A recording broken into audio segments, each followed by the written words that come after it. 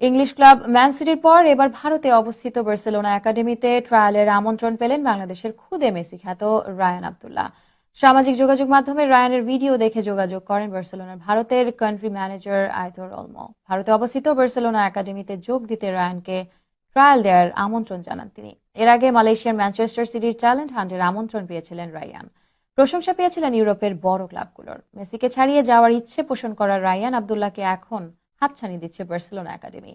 Barcelona তারকা Lionel মেসির ছোটবেলার সাথে রায়ানের মিল খুঁজে পান অনেকেই। বা পায়ে বল নিয়ন্ত্রণ বা প্রতিপক্ষের বোলারদের নাস্তানাবুদ করতে জুড়ি নেই তার, তবে মাঠে বল পায়ে যতটাই সরব, কথা বলায় ঠিক ততটাই নীরব রায়ান। ফুটবল আমার বেশি ভালো লাগে, এজন্য আমি ফুটবলই খেলি, অন্য কোনো খেলা খেলি না। আমার মনে হয় রোনালদোর থেকে বেশি ভালো খেলে। মালয়েশিয়াতে নেক্সট মার্চে ম্যান সিটির ট্যালেন্ট হান্টার একটা একাডেমি আসবে, দল আসবে।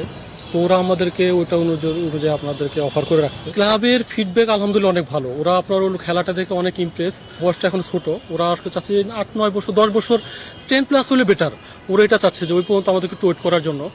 আত্মীয় স্বজন দূরে যারা আছে তারা টিভিতে ওকে দেখছে, দেখার পরে ওরা আমাকে মিনি মেসির মা বলেই ডাকে, আবার কেউ কেউ জুনিয়র মেসির মা বলেও ডাকে। তা আমিও সবাইকে ফোন দিলে যদি বলে কে বলছো, বলে আমি মিনি মেসির মা।